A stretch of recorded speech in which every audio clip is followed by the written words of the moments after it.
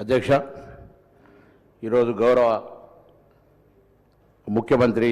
శ్రీ రేవంత్ రెడ్డి గారు సభలో ప్రవేశపెట్టినటువంటి మన్మోహన్ సింగ్ గారి సంతాప సభ తీర్మానం కానీ, అదేవిధంగా వారికి భారతరత్న ఇవ్వాలన్నటువంటి ప్రతిపాదనను బలపరుస్తూ వారు తెలంగాణ ఏర్పాటులో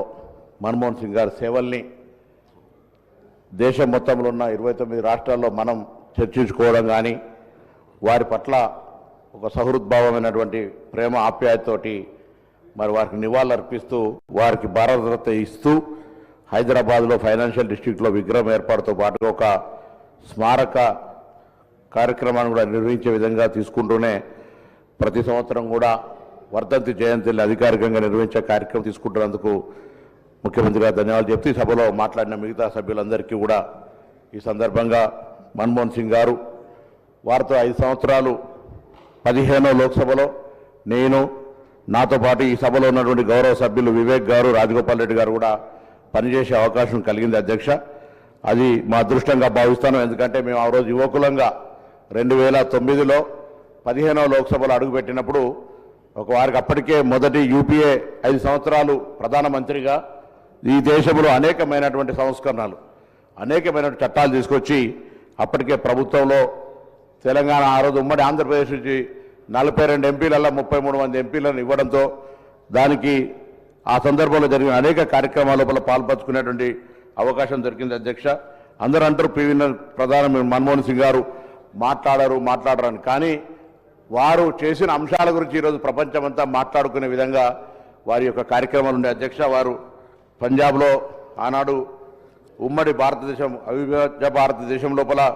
పంజాబ్లో పుట్టి 1932 సెప్టెంబర్ 26 నాడు జన్మించిన తర్వాత మరి పంజాబ్ యూనివర్సిటీ నుంచి పట్టా పొందడం కావచ్చు, లేదా ఆక్స్ఫర్డ్ యూనివర్సిటీ నుంచి డిఫిల్ పొందడం కావచ్చు, వారు అదేవిధంగా అనేక రచనలు చేయడం కూడా చేసి విభజన సందర్భంగా ఉర్దూ మాధ్యమం ద్వారా తన ప్రాథమిక విద్యను పూర్తి చేసి మరి ఎకనామిక్స్లో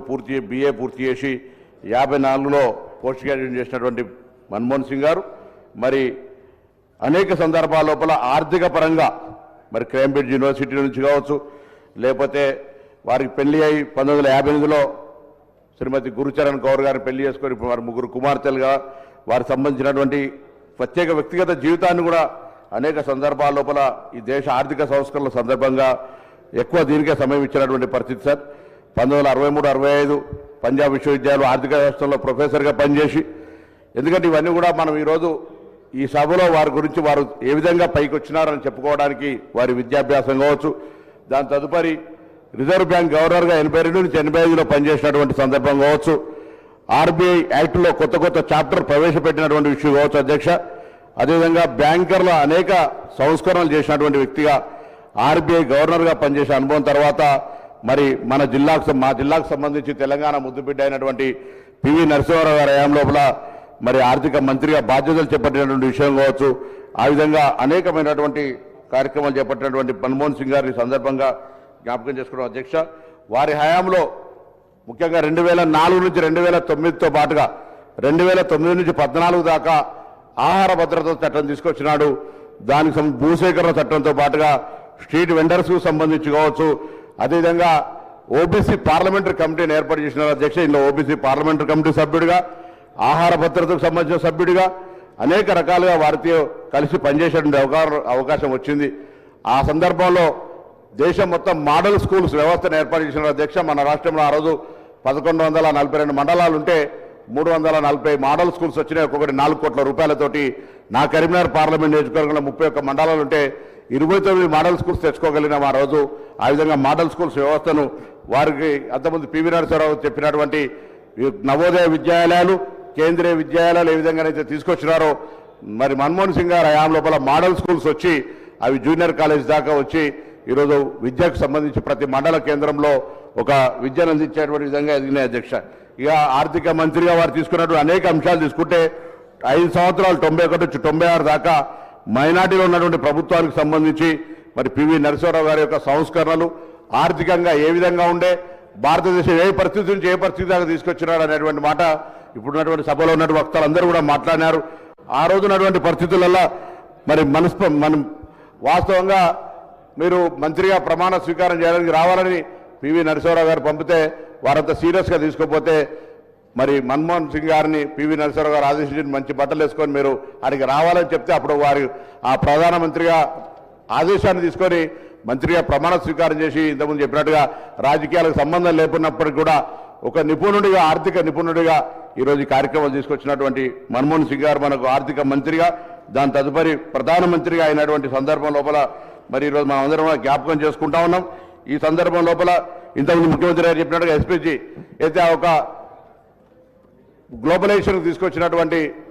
పద్ధతి ఉందో దాని ద్వారా ఈ దేశం ఇంత పెద్ద ఎత్తున మనం విస్తరించుకోగలుగుతా ఉన్నాం.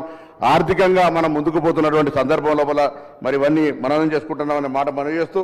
వారు అన్నిటికంటే ఎక్కువ ఉపాధి హామీ చట్టం దాంతో పాటుగా ప్రభుత్వం నిర్ణయాలకు సంబంధించి ఎవరైనా పారదర్శకంగా ఆ నిర్ణయం మీద సమాచారం తెలుసుకునేటువంటి రైట్ టు ఇన్ఫర్మేషన్ యాక్ట్ ఇది ఏ రాజకీయ నాయకుడు ఏ ప్రపంచంలో ఎవరు కూడా ధైర్యం చేయని విధంగా దాని తర్వాత సరే రాజకీయాల సంబంధం లేదు రాజకీయాలు దానికి ఏ విధంగా నీరుగార్చులు అనేటువంటి చర్చ ఇప్పుడు అవసరం లేదు కానీ ఆర్టీఐ యాక్ట్ తీసుకొచ్చి పారదర్శకతకు సంబంధించి ఒక పెద్ద గొప్ప పేరు తీసుకొచ్చుకున్న వ్యక్తి ఆ విధంగా మరి ఆర్టీఐ యాక్ట్ని తీసుకొచ్చడం అదేవిధంగా భూసేకరణకు సంబంధించి కావచ్చు లేదా ఫుడ్ ఫర్ యాక్ట్ ఆహార భద్రత కావచ్చు లేదా జాతీయ ఈ యొక్క 72,000 కోట్ల రూపాయల రుణమాఫీ ఆ రోజు 12,000 కోట్ల రూపాయలు ఆంధ్రప్రదేశ్కే మాఫీ అనే సంగతి కావచ్చు ఆ విధంగా 1894లో అప్పటి చట్టాలను మార్చి 2013లో భూసేకరణ చట్టం కావచ్చు ఈ విధంగా చారిత్రాత్మకంగా అనేకమైనటువంటి చట్టాలు తీసుకోవడంతో పాటుగా ప్రత్యేకంగా తెలంగాణకు సంబంధించి ఈరోజు మనం మాట్లాడుకుంటున్నటువంటి రాజధాని హైదరాబాద్ సంబంధించినటువంటితో సహా తెలంగాణ ఇవ్వడానికి వారు ఏ విధంగా సమయస్ఫూర్తి చూపెట్టి హైదరాబాద్తో సహా తెలంగాణ ఇవ్వడానికి వారు చూపెట్టినటువంటి కావచ్చు ఆ రోజు మనకు సంబంధించిన మెట్రో రైలు కావచ్చు లేదా హైదరాబాద్లో ఉన్నటువంటి ఆనాడు ఔటర్ రింగ్ రోడ్డుకు సంబంధించి మరి ప్రపంచ బ్యాంక్ నిధులతోటి ఇవ్వడం కావచ్చు ఈ విధంగా ఒక్కొక్క ప్రతి హైదరాబాద్ నగరానికి సంబంధించిన అభివృద్ధి విషయం లోపల కూడా తెలంగాణ అభివృద్ధికి సంబంధించిన విషయం లోపల వారు ఒక్కొక్క గొప్ప విషయం అనేది మాట ఈ సందర్భంగా మార్పు చేస్తూ మరి వ్యూహాత్మక దృక్పథం రాజకీయ ధైర్యం లేకుండా భారతదేశ అపూర్వ సహకారం సాధ్యమయ్యేది కాదని మన్మోహన్ సింగ్ గారు లేకుంటే సాధ్యమయ్యేది కాదని అమెరికా అధ్యక్షుడు జో బైడెన్ గారు అన్నారు. అదేవిధంగా భారత తన ప్రముఖ కుమారులు ఒకరిని కోల్పోయిందని ఆఫ్ఘనిస్తాన్ మాజీ అధ్యక్షుడు హమీద్ కర్నాయ్ గారు కూడా ఈ విధంగా ప్రపంచం మొత్తంగా వారి మరణం పట్ల తీవ్ర సంతాపాన్ని వ్యక్తం చేసినటువంటి సంతాపం 33 ఏళ్లు రాజ్యసభ సభ్యుడిగా వివిధ సందర్భాల్లో భారతదేశానికి సంబంధించిన రాజకీయ జీవితాల్లో సేవ చేసినప్పుడు మొన్నటికి మొన్న కూడా 90 సంవత్సరాల వయసులో కూడా వీల్ చైర్లో వచ్చి కూడా రాజ్యసభలో ఒక సందర్భం అయితే ప్రజాస్వామ్యాన్ని కాపాడడానికి ఓటేసినటువంటి వ్యక్తి వయసుతో సంబంధం లేకుండా ఎప్పుడు ఎందుకంటే 5 సంవత్సరాలు అనేక సందర్భాల్లో తెలంగాణ ఉద్యమానికి సంబంధించి అది ఉభయ సభలను ఉద్దేశించి రాష్ట్రపతి ప్రసంగించే సభ కావచ్చు లేదా ఇంకొక సభ కావచ్చు అనేక సందర్భాల్లో తెలంగాణ కావాలని ఆనాడు పార్లమెంట్ సభ్యులందరం మరి మాట్లాడే సందర్భం ఉద్యమించే సందర్భం లోపల అనేక సందర్భాల్లో ప్రధానమంత్రిగా వారు మమ్మల్ని పిలిచి అనేక కోర్ కమిటీ అప్పుడు ఉండేటువంటి ఒక 4 సభ్యుల మరి ముఖ్య నాయకులకు సంబంధించి అనేక సందర్భాల్లో తెలంగాణ ఏర్పాటు పట్ల వారు ఒక సానుకూలమైన వైఖరి అవలంబించేవారు. ఆ విధంగా 5 సంవత్సరాలు మేము వారితో కలిసి వారి దగ్గర ఎందుకంటే యువకులుగా రాజకీయాల్లో ప్రజాస్వామ్య విలువల్ని ప్రజాస్వామ్యం ఏ విధంగా ఉండాలి అనేటువంటి మాటలను నేర్చుకోవడం కాకుండా ప్రజా సమస్యలను ఏ విధంగా మాట్లాడాలి ప్రజా సమస్యలకు ఏ విధంగా ఇది అత్యున్నతమైనటువంటి పార్లమెంటు వేదికను ఏ విధంగా వినియోగించుకోవాలనేటువంటి మార్గదర్శకత్వం చేసినటువంటి వ్యక్తి అనే మాట సందర్భం